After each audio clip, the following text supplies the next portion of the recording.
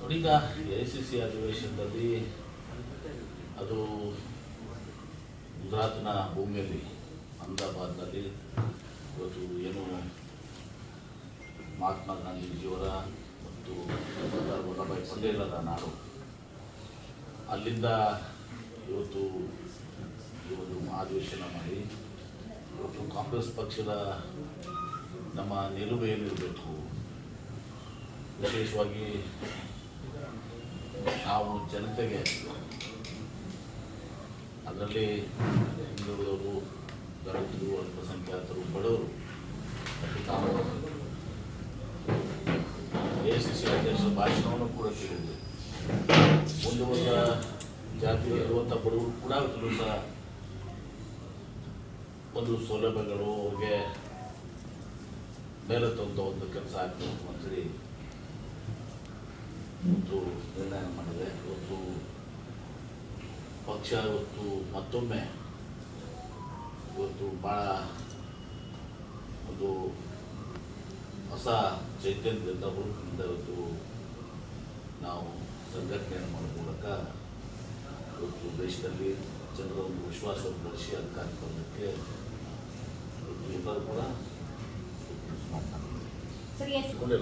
ಕೂಡ ಮುಂದುವರೆದ ಜಾತಿ ಇರುವಂಥ ಬಡವರು ಕೂಡ ಜೈಪುರ ನಿರ್ಣಯಗಳಲ್ಲಿ ಸರ್ 1 man 1 post ಅಂತ ಆಗಿತ್ತು ಸರ್. ಏನಾದರೂ ಜಾರಿ ಆಗುತ್ತೆ ಅದು ನೋಡಿ, ಎಲ್ಲದಕ್ಕೂ ಒಂದೊಂದು ಕಡೆ ಎಕ್ಸೆಪ್ಷನ್ಸ್ ಇರ್ತದೆ. ಈಗ ಮಲ್ಲಿಕಾರ್ಜುನ್ ಖರ್ಗೆ ಅವರು AICC ಅಧ್ಯಕ್ಷರಾಗಿದ್ದಾರೆ, ಅವ್ರಿಗೆ ಇವತ್ತು ರಾಜ್ಯಸಭಾ ಅದರಲ್ಲಿ ಇದು ಮಾಡಿಕೊಂಡು, ಯಾಕಂದರೆ ಅವರು ಸಮರ್ಥರಿದ್ದಾರೆ, 50 ವರ್ಷದ ಸುದೀರ್ಘವಾದಂಥ ಅನುಭವ ಇದೆ. ಎಲ್ಲವನ್ನು ಕೂಡ ಎಲ್ಲರಿಗೂ ಅಪ್ಲೈ ಮಾಡಲಿಕ್ಕೆ ಒಂದೊಂದು ಕಡೆ ನಾವು ವಿಶೇಷ ಪ್ರಕರಣ ಅಂತ ಹೇಳಿ ತಿಳ್ಕೊಂಡೇನಂತೀವಲ್ಲ, ಅದು ಸಂದರ್ಭದಲ್ಲಿ ಮಾಡಬೇಕು. Yes please. ಏರ್ಪೋರ್ಟ್ ವಿಚಾರವಾಗಿ ಎಕ್ಸ್ಪರ್ಟ್ ಕಮಿಟಿ ಬಂದಿದೆ ಸರ್, ಏನು ಮಾಹಿತಿ? ನೋಡಿ, ಏರ್ಪೋರ್ಟ್ನಲ್ಲಿ ಏರ್ಪೋರ್ಟ್ ಅಥಾರಿಟಿ ಆಫ್ ಇಂಡಿಯಾದವರು ನಾವು ಅವರಿಗೆ ಏನು 3 ಸ್ಥಳಗಳನ್ನ ಕೊಟ್ಟಿದ್ದೀವಿ. ಆ 3 ಸ್ಥಳಗಳನ್ನ ಬಂದು ನೋಡ್ಕೊಂಡು ಬಂದಿದ್ದಾರೆ. ಅವರು ಕೆಲವೊಂದು ಅಲ್ಲಿ ಬಂದು ಆ ಲ್ಯಾಂಡ್ ಸೂಟೇಬಲ್ ಅದರ ನೋಡ್ತಾರೆ. ಆಮೇಲೆ ಇನ್ನುಳಿದ ಪ್ಯಾರಾಮೀಟರ್ಸ್ ಎಲ್ಲ ಇರೋದು ಅವೆಲ್ಲವೂ ಕೂಡ ನೋಡಿ ಒಂದು ಸಹ ಒಪ್ಪಿಗೆ ಕೊಡ್ತಾರೆ.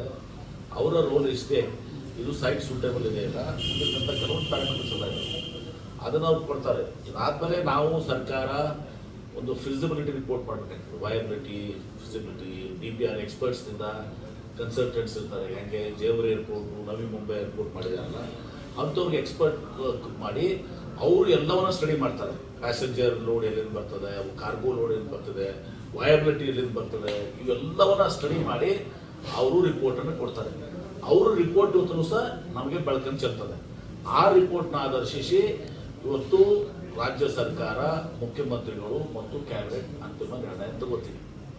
It is purely based on that inputs. ಅವ್ರ ಇನ್ಪುಟ್ಸು, ಆ ಸಜೆಷನ್ಸು, ಅದೇನು ಎಕ್ಸ್ಪರ್ಟ್ ಕಮಿಟಿ ಕನ್ಸಲ್ಟೆಂಟ್ಸ್ ಕೊಡ್ತಾರೆ. ಅದಾದ್ಮೇಲೆ ಈಗ ನಮ್ಗೆ ಐಡೆಕ್ಟವ್ರು ಇದ್ದಾರೆ, ಅವ್ರು ಬೇಸಿಕ್ ಆಗಿ ಮಾಡಿದ್ದಾರೆ.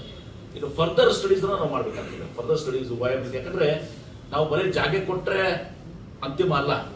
ಜಾಗ ಕೊಟ್ಟ ಮೇಲೆ ಇವತ್ತು ಸಹ ಈ ಏರ್ಪೋರ್ಟ್ ಡೆವಲಪ್ ಮಾಡೋ ಕಂಪ್ನೀಸ್ ಬರಬೇಕಲ್ಲ.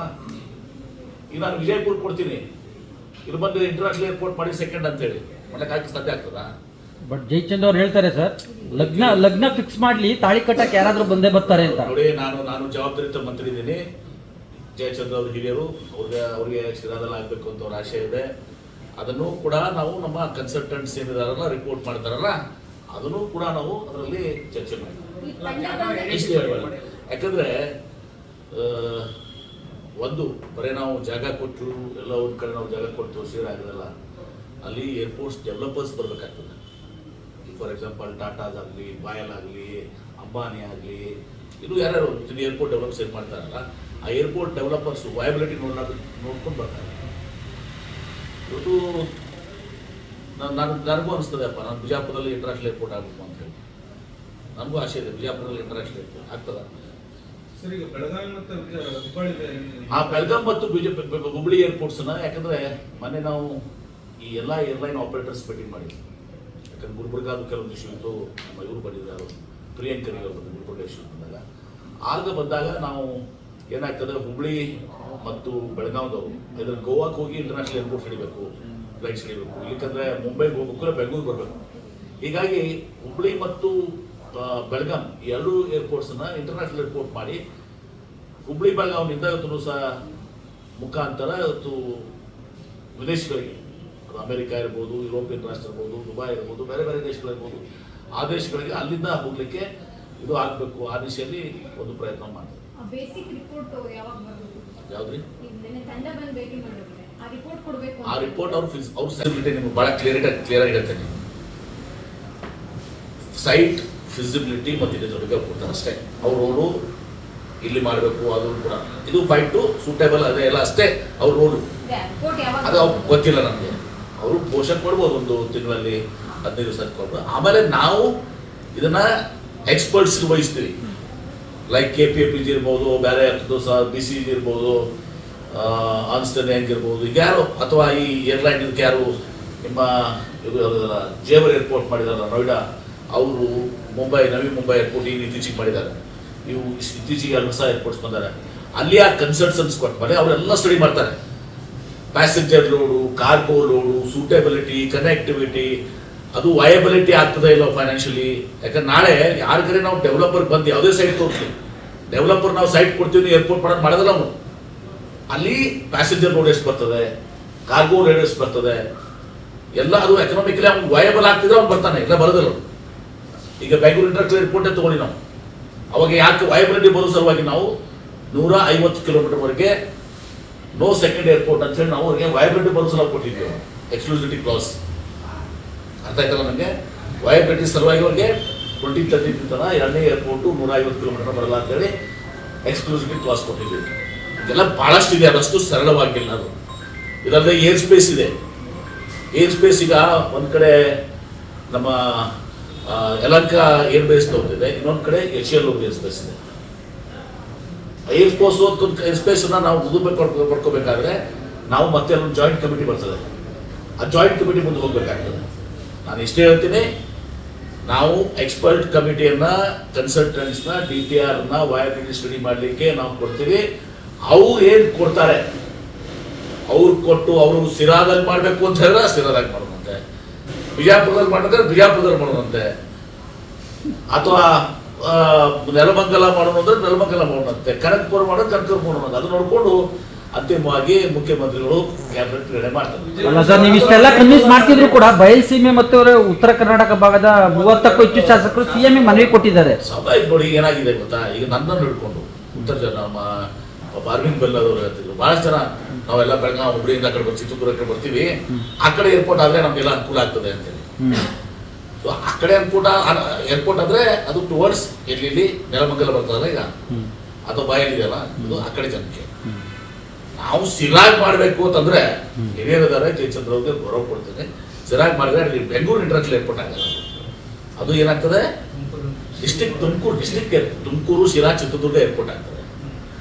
ಅವ್ರಿಗೆ ಅದು ಹೇಳಿದ್ದೀನಿ, ತುಮಕೂರು ಶಿರಾ ಚಿತ್ರದುರ್ಗ ಏನಿದೆಯಲ್ಲ ಆ ಭಾಗಕ್ಕೆ ಒಂದು ಡಿಸ್ಟ್ರಿಕ್ಟ್ ಏರ್ಪೋರ್ಟ್ ಅನ್ನು ಕೂಡ ಸರ್ ಯಾವಾಗ ಬರುತ್ತೆ ಸರ್ ಇದು? 2030 it takes time.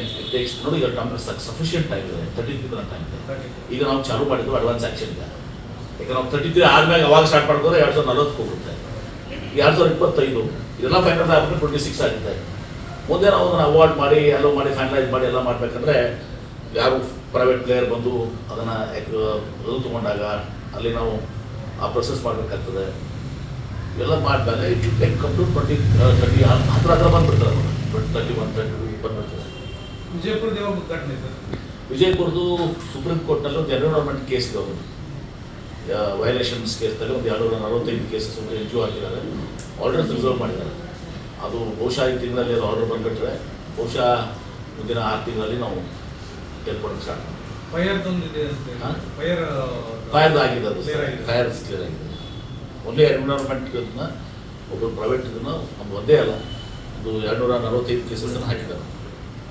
Thank you sir. CM ವಿರುದ್ಧ ಇದೀಗ ಮತ್ತೊಂದು ಪ್ರಾಸಿಕ್ಯೂಷನ್ಗೆ ದೂರು ರಾಜ್ಯಪಾಲರಿಗೆ ಹೋಗಿರುವಂತದ್ದು. 2015ರಲ್ಲಿ ಗಡಿ ಗುತ್ತಿಗೆ ನೀಡುವಂತಹ ವಿಚಾರದಲ್ಲಿ ನವೀಕರಣ ಮಾಡಿ ಕೊಟ್ಟಿದ್ದಾರೆ. ಇದರಲ್ಲಿ 500 ಕೋಟಿ ಕಿಕ್ ಬ್ಯಾಕ್ ಅನ್ನ CM ಪಡೆದಿದ್ದಾರೆ ಅನ್ನೋ 2015 ಈಗ ಕೇಳ್ತಾ ಇದ್ದಾರೆ. 2015 ಹಿಂದೆನೇ ಬಹುಶಃ ಅದಕ್ಕೆ ಒಮ್ಮೆ ನಿರ್ಣಯ ಹೋಗಿದೆ. ಅದು ಕರೆಕ್ಟಾ ಸರ್? ಬಸವರಾಜ ರಾಯರೆಡ್ಡಿ ಅವರು ಹೇಳ್ತಾರೆ ಸರ್, ಕರ್ನಾಟಕ ನಂಬರ್ 1 ಭ್ರಷ್ಟಾಚಾರದಲ್ಲಿ. ರಾಯರೆಡ್ಡಿ ಅವರಿಗೆ ಕೇಳಬೇಕು, ಯಾರ್ಯಾರು ಭ್ರಷ್ಟಾಚಾರ ನೋಡಾಗಿದ್ದಾರೆ, ಅವ್ರಿಗೆ ಏನೇನು ಮಾಹಿತಿ ಇದೆ ಅಂತೇಳಿ ರಾಯರೆಡ್ಡಿ ಅವ್ರಿಗೆ ಕೇಳಬೇಕು. ಮತ್ತು ನನಗೆ ಅನ್ಸ್ಕೊಂಡಿದ್ದಾರೆ ಊಟ ನೋಡಿದಾರೆ ಅಂತ ಕೇಳಿದ್ದೀನಿ ಇದ್ದಾರೆ ಮಗ. ಬಿಜೆಪಿ ಜನಾಕ್ರೋಶ ಯಾತ್ರೆ ನಡುವೆ ಬಸವರಾಜ ರಾಯರೆಡ್ಡಿ ಹೇಳಿಕೆ ಅವ್ರಿಗೊಂದು ರೀತಿ ವೆಪನ್ ಆಗ್ಲಿಲ್ವಾ ಸರ್? ಅದು ಪಕ್ಷ ಗಮನಿಸ್ತದೆ. ಯಾರು ಪಕ್ಷಕ್ಕಿಂತ ದೊಡ್ಡವರಲ್ಲ ಏನ್ರಿ, ಯಾರು ಪಕ್ಷಕ್ಕಿಂತ ದೊಡ್ಡವರಲ್ಲ. ಪಕ್ಷದ ಇದು KPCC ಪ್ರೆಸಿಡೆಂಟರು, ಮುಖ್ಯಮಂತ್ರಿಗಳು, AICC ಗಮನಿಸ್ತಾರೆ. ಮತ್ತು ರಾಯರೆಡ್ಡಿ ಅವರು ಸ್ಪಷ್ಟವಾಗಿ ಹೇಳ್ಬಿಟ್ರೆ ಅವರು ಯಾರು ಭ್ರಷ್ಟಾಚಾರ ಏನು ಅಂತಂದವ್ರು ಗೊತ್ತಿದ್ರೆ ಓಪನ್ ಆ ಸರ್ಕಾರ ಕಾಣಿಸ್ತಿದೆ ಸರ್ಕಾರದಲ್ಲಿ ಪಕ್ಷ ನಿರ್ಣಯ ತಗೋತಾರೆ ಬಗ್ಗೆ. Thank you. ಮುಜುಗರ ಅನ್ಸಲ್ವಾ ಸರ್? ನಿಶ್ಚಿತವಾಗಿ ಮುಜುಗರ ಅನಿಸ್ತದೆ. ಈ ಥರ ಮಾತಾಡೋದು ಸರಿಯಲ್ಲ. ಮತ್ತು ಇವ್ರ ಮೇಲೆ ಇಂಥವ್ರ ಮೇಲೆ ಪಕ್ಷ ಕ್ರಮಕ್ಕೆ ಹೆಚ್ಚಿನ ವಿಡಿಯೋಗಳಿಗೆ ಪ್ರತಿಧ್ವನಿ ಯೂಟ್ಯೂಬ್ ಚಾನೆಲ್ ಸಬ್ಸ್ಕ್ರೈಬ್ ಮಾಡಿ, ಬೆಲ್ ಐಕಾನ್ ಕ್ಲಿಕ್ ಮಾಡಿ.